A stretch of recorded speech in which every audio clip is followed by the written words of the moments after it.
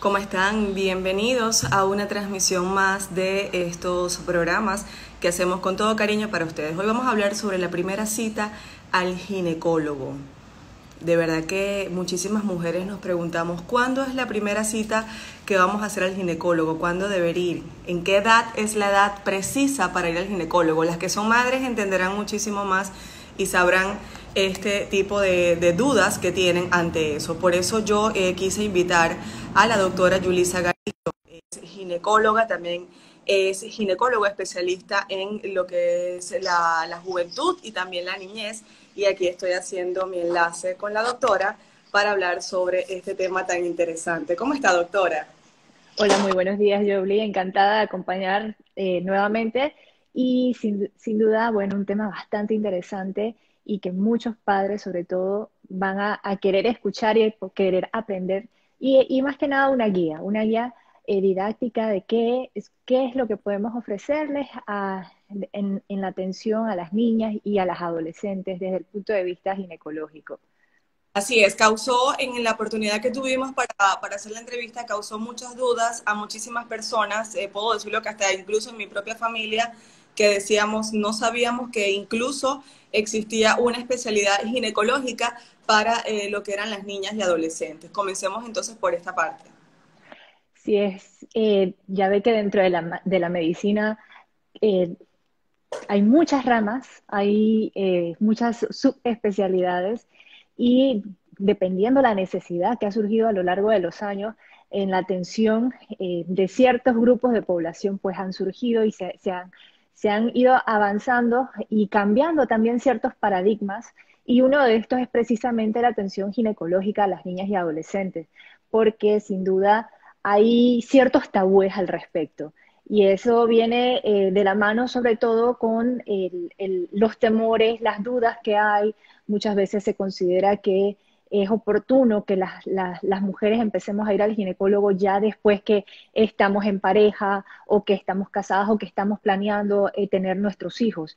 Pero esto hay que irnos muchísimo más atrás y tiene que empezar desde muy temprano en la infancia y es parte de todo ese proceso de educación en salud sexual y reproductiva que necesitan nuestras niñas y nuestras adolescentes. ¿Cuándo considera usted que es apropiado que las niñas vayan a la primera cita ginecológica? Bueno, hay muchas respuestas al respecto, pero vamos a tratar de consolidar lo más importante. Cuando hay un problema, hay que ir. Cuando hay un motivo de consulta específico, algo que preocupe a los padres principalmente, sin duda hay que acudir al especialista. Vamos a hablarlo desde el punto de vista de consulta de rutina o chequeo general. Hay tres momentos importantes en los que se recomienda que se lleven a las niñas al ginecólogo. Uno de ellos es en la etapa preescolar. Estamos hablando preescolar, más o menos entre los 2 y los 5 años, para más que nada hacer una evaluación general para ver que el desarrollo de todo lo que envuelve el aparato reproductor femenino esté creciendo o esté desarrollándose de la manera adecuada y también para tratar de detectar ciertas condiciones anatómicas que puede hacerse muy sencillo mediante el examen físico, sobre todo en el área genital. Hay ciertos tipos de malformaciones congénitas de genitales externos que se podrían detectar mediante una evaluación física. A Y esa lo edad. otro, a esa edad, estamos hablando de problemas como, por ejemplo, el himen imperforado, la genesia de vagina, niñas que nacen sin vagina, detectar algunos cambios que podrían llevarnos a pensar en pubertad precoz, detectar infecciones de vulva o vagina, problemas en la piel. Y también nos ayuda en esa edad porque los padres a veces tienen ciertas dudas en cómo, en cuanto al aseo de la niña, la higiene que debe tener, los productos que se tienen que usar para la higiene personal de esa niña, cómo entrenarla para el proceso de buenas técnicas de aseo, sobre todo después de orinar o después de defecar. Y todo esto se puede ir conversando desde ese momento y también se puede entonces prevenir dos condiciones que son sumamente frecuentes a esta edad, que son las vulvovaginitis, las infecciones de vulva y vagina, por un lado, y también otra condición que se llama fusión o sinequia de labios menores, que también puede surgir y puede detectarse y muchas veces pasa desapercibido, que no son condiciones graves, pero que sin duda van a necesitar una evaluación y van a necesitar un tratamiento y un seguimiento. Detectando en el momento adecuado, entonces. En el correcto momento, y en esta etapa también hay que ver que hay condiciones que son más frecuentes, pero que dentro de las patologías o los problemas ginecológicos a esta edad hay una amplia gama de posibilidades. Ese es el primer momento, la etapa preescolar. Después de este punto, vamos al siguiente, que es en la etapa prepuberal. Y cuando están arrancando todas esas manifestaciones de pubertad.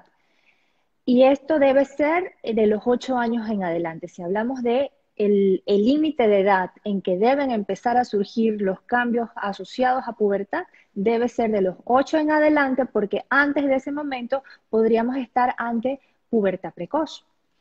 En el momento en que ya la niña inicia sus cambios de pubertad, es bien importante, uno, evaluar para ver que esos eventos de pubertad lleven la cronología correcta, porque esto debe llevar un orden.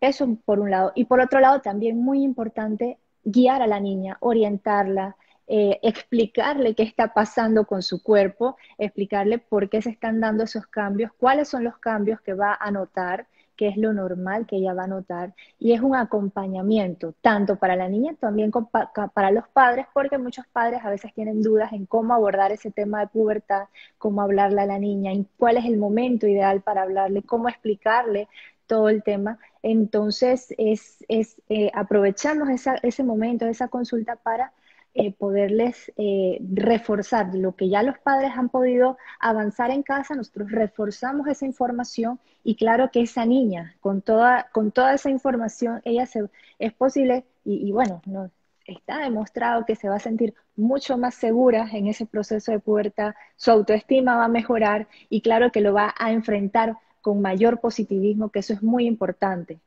Porque no es lo mismo saber qué está pasando a que de repente un día noto una mancha en la ropa interior y es porque ha venido la primera menstruación y no sabía de qué se trataba para nada. Oye, hay padres que no saben cómo prepararse para esa primera menstruación de nosotras las niñas.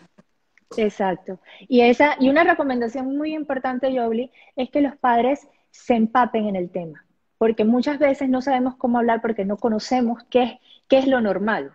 Ok, Entonces, es instruirse un poco qué es lo que va a pasar en ese proceso. A veces pues, tenemos la consulta nada más con los padres para que los padres aprendan qué es lo que deben esperar en este proceso de pubertad y ellos puedan entonces llegar a casa y transmitirle de una manera sencilla, con un lenguaje adecuado, toda esa información a las niñas para que ya esto sea más fácil, porque a veces las niñas aparecen con algunas preguntas que los papás se quedan, ¿qué le contesto? ¿Cómo sé? Si ni siquiera sé que hay, lamentablemente estamos todavía en esta época entre personas que no conocen la anatomía fundamental.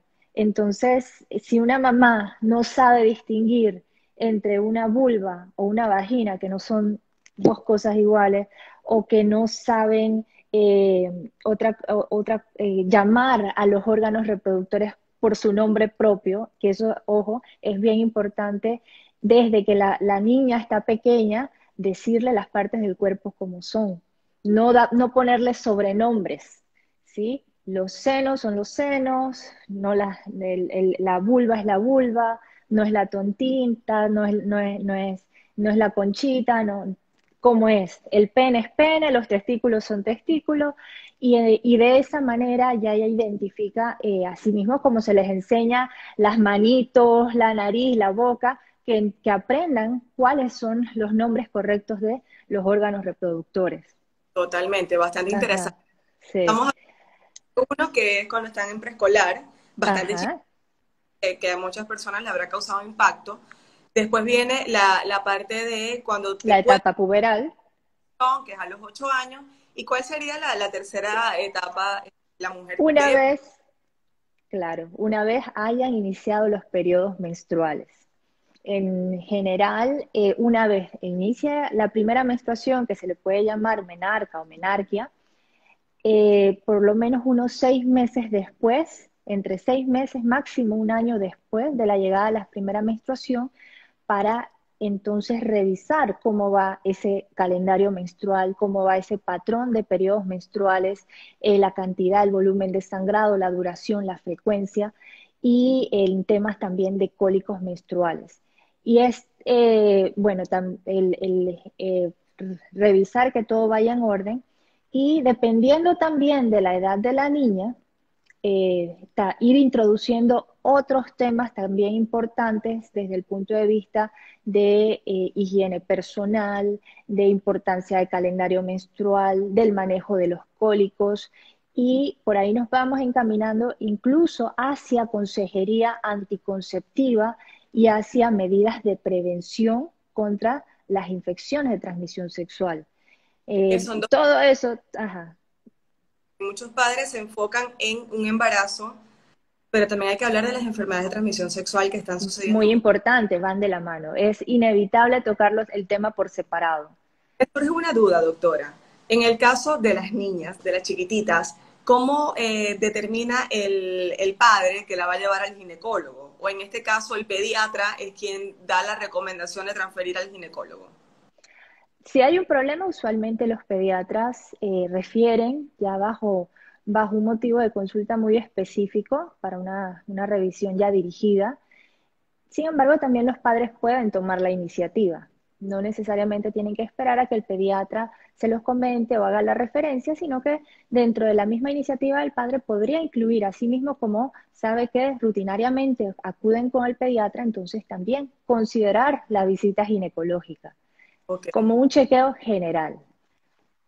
¿Hay alguna de los mitos que todavía mujeres no los hacemos, sobre todo por lo menos en el caso de las que somos extranjeras, al llegar a un país es escoger al ginecólogo? Esto muchísimo más se debe ver cuando es con una niña, aunque supongo que la madre Sí. era el ginecólogo de ella, pero escoger entre si es un hombre o es una mujer, eso es una dudas. Sí, claro, a veces es como también la confianza que puede haber o ciertos temores que pueden surgir. Y es sobre todo cuando uno lo escoja que tiene que ser una persona con que haya una buena comunicación y que esa niña se sienta cómoda. Entonces, indistintamente si es un especialista hombre o una especialista mujer, pero lo importante es que se sienta cómoda porque hay que ver que usualmente el seguimiento ginecológico es un seguimiento que prácticamente, vamos a decirlo, de toda la vida. Entonces, ajá, entonces hay que buscar esa manera de que si es con alguien, si están muy pequeñas, debe ser con alguien sobre todo que la mamá o los padres se sientan confiados y seguros. Ya si la niña tiene un poco más de edad y quizás ella pueda opinar, esa opinión es valiosa. Si la Claro. niña dice, yo me voy a sentir más cómoda que mis partes íntimas las pueda examinar una mujer, entonces definitivamente hay que tomar en consideración esa perspectiva de esa niña o de esa adolescente. Si la sí, En esas exploraciones que ustedes le hacen a las. ¿Qué pasa si se le detecta alguna enfermedad? ¿Cómo es el seguimiento para ella de esto? depende qué sea específicamente el problema que se haya detectado. El examen físico de las niñas tiene ciertas características, de las adolescentes tiene otras características. Siempre es un examen general, pero haciendo un especial énfasis en el aparato reproductor. Estamos hablando principalmente del examen mamario, de la palpación abdominal y del examen genital. Claro que esa niña es posible o esa adolescente también es posible que vayan con ciertos temores y también sobre todo vergüenza, porque es algo natural, es el pudor de las personas. Entonces, a veces ni siquiera en la casa se dejan ver de los padres, ya se cambian, se bañan solas, entonces muchas veces enfrentarse a un desconocido para que me vaya a examinar y me vaya a revisar, a tocar, bueno, es también lo que vamos tratando de romper el hielo y explicarles, sí, que más allá es la importancia, qué es lo que vamos a revisar, por qué lo tenemos que hacer. Y son exámenes relativamente sencillos, tratamos de que la niña incluso no quitarle completamente la ropa, sino irla descubriendo según la parte del cuerpo que vamos a examinar. Y a veces si son pequeñas, incluso lo hacemos en el regazo de la madre, eh, a tratar de que ella se sienta lo más segura posible. En las más grandes, sobre todo ya en las adolescentes, incluso a veces evitamos colocarla, ya ve que las camillas ginecológicas tienen unos estribos para sostener las piernas, a veces incluso evitamos poner los estribos, sino simplemente en posición como de ranita, ¿sí? Para poner solamente el área genital. El, no es necesario usar instrumentos como los que se usan en la mujer adulta. Los espéculos que se hacen para el examen, se usan para el examen genital, no siempre son necesarios, no es una rutina tener que usarlos, al menos que estemos buscando, sospechando en alguna masa o en alguna lesión específicamente en la vagina o en el cuello. Entonces, tampoco que vayan con ese miedo de que le van a tener que poner un espéculo a la niña o al adolescente. No, no es la rutina. El tacto rectal tampoco es rutina, al menos que estemos buscando algo y claro que se le explica a los padres. Las niñas y las adolescentes pueden estar acompañadas por sus padres, más bien deben estar acompañadas por sus padres en todo momento durante la consulta y eso refuerza la seguridad y la tranquilidad que las pacientes puedan tener. Ya en las más grandes y sobre todo aquellas que ya, las adolescentes y más que nada las que ya han iniciado relaciones sexuales, sí quizás va a ser muy importante un espacio a solas con ellas para conversar ciertos temas y también para complementar quizás un poco más a fondo el examen físico. Incluso es permitido en este tipo de visitas ginecológicas no hacer el examen físico en la primera consulta, sino usar esa primera consulta para conocernos, para integrarnos, para crear cierta confianza y para explicarles, hey, ojo, está pendiente el examen físico, lo vamos a hacer en la siguiente visita y el examen físico va a ser de esta manera, para que esa segunda visita, esa niña llegue tranquila, sabe a qué va y entonces va a ser mucho más fácil para ella y menos chocante también desde el punto de vista de lo que ella pueda sentir o sobre todo la vergüenza y todo eso. Ya se mentaliza, como les digo yo, mentalícense. Preparación que se le hacen a las niñas. Ajá. ¿Esto en qué puede ayudar? Una cita médica con el ginecólogo a muy temprana edad, cambios del cuerpo, ayuda muchísimo a prevenir alguna enfermedad, ayuda mucho con la higiene íntima, sobre todo porque las Ujú. niñas, la higiene íntima en el colegio, cómo van a cuidar sus órganos en el colegio. Me parece que es bastante ideal esta primera cita al ginecólogo. Así es. Así que es todo un proceso. Claro que sí. Una de las consultas que tenía por hacerle es en cuanto a los ovarios poliquísticos. Ajá. Ya tengo un familiar que a los 13 años el doctor le detecta ovarios poliquísticos. ¿Esto tiene algún motivo? Tan pequeña. Sí. Lo primero que me gustaría hacer es una diferencia, porque Ok, una cosa es un quiste de ovario. ok, Otra cosa es un ovario de aspecto poliquístico y otra cosa es un síndrome de ovario poliquístico. En general, el quiste de ovario, depende del tipo que sea, a veces necesita simplemente seguimiento, otras veces sí va a necesitar un manejo quirúrgico, pero usualmente es una entidad completamente aparte. ok, Lo segundo es el ovario de aspecto poliquístico. Todos los ovarios de todas las mujeres desde antes de nacer tienen algo que se llama folículos, que son unas pequeñas bolitas que por ultrasonido se ven como unas bolitas negras. Entonces, ese aspecto de ovario poliquístico, de hecho, es habitual durante la adolescencia ok. porque es en la época donde apenas esos folículos están empezando a gastarse, porque la Bien. función de esos folículos es elegirse uno al azar de ciclo a ciclo, madura más que el resto y cuando recibe la señal libera el óvulo. Entonces es muy común encontrar por ultrasonido ovarios de aspecto poliquístico durante la adolescencia. Ok, Ahora, vámonos al tercero, que es el síndrome de ovario poliquístico.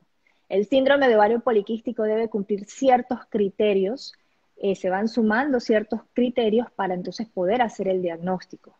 Parte de esos criterios, los tres más importantes son, uno, irregularidades menstruales, que de por sí en la adolescencia son muy comunes, sobre todo entre más cerca se encuentre de la primera menstruación, y es porque el eje hormonal todavía está en proceso de maduración. Lo segundo es el ovario de aspecto poliquístico y debe cumplir ciertos parámetros y son algunos parámetros que incluso tienen ciertas diferencias con los de la mujer adulta.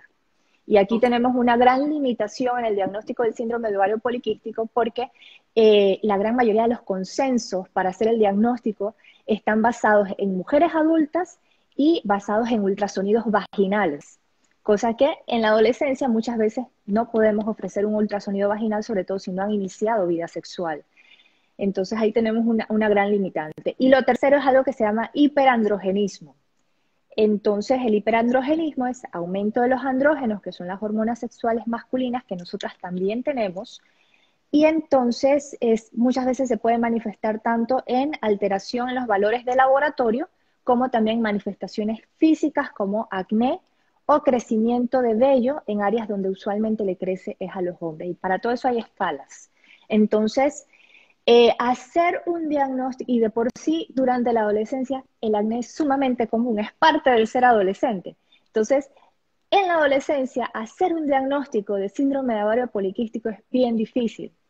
Hay que claro. darle más que nada la oportunidad de un seguimiento, reevaluar todos estos parámetros con cierta regularidad para realmente establecer si estamos o no ante un síndrome de ovario poliquístico. Entonces, sí es posible hay condiciones que uno a veces lo relaciona solamente con la adulta, sobre todo el síndrome de ovario poliquístico, la endometriosis, pero ojo, pueden aparecer desde la adolescencia. Entonces, la manera de detectarlo muchas veces es precisamente dándole seguimiento a lo largo del tiempo. Y es por eso que, por lo menos desde la adolescencia, ya debemos tener ese hábito de una visita de rutina una vez al año, así mismo como lo tiene la mujer adulta, porque son condiciones que no están exentas en la adolescencia y que, obviamente, si no se va al ginecólogo, nunca lo vamos a descubrir. Entonces, ya después de 25 o 30 años, cuando empiezan a echar la memoria para atrás, ay, pero es que yo vengo con este problema desde que me desarrollé. Entonces, y nunca se le prestó atención. Lo dijo al principio, la medicina ha evolucionado muchísimo y hoy en día si tenemos estas posibilidades que quizás no la tuvimos cuando más niñas o quizás nuestras madres no las tuvieron, pues entonces es excelente aprovechar estos Sí, momentos, el así avance es. también. Sí, cambiar la mentalidad, cambiar la perspectiva y sin duda abrirse a nuevas Total. oportunidades que están surgiendo y sobre todo la prevención. En base a todo esto va de la mano de la prevención, que es la clave desde el punto de salud pública para salir adelante con muchas enfermedades. Ayuda muchísimo, desde muy temprana edad a prevenir cualquier enfermedad. Doctora, están preguntando dónde ubicarla, cómo la ubicamos. Me pueden ubicar en el WhatsApp 6400-1733. De todos modos, también está ese número en el perfil de mi Instagram, que es doctora Garisto. Y bueno, a la orden o si no al DM de acá de Instagram o al correo que también aparece en el perfil. Bueno, muchísimas gracias, doctora, por su atención, por nuevamente hablar sobre la primera cita ginecológica, un tema bastante importante para todas las mujeres y también para los padres, por supuesto, lo que es la atención primaria en las niñas. Muchas gracias, Yoli, y espero que toda esta información les resulte de mucha, mucha utilidad. Gracias. Hasta Gracias. eso a mi madre que Chao. estuvo la entrevista pendiente de nosotras también. Qué bueno, chao. Saludos. Bye. Bye bye.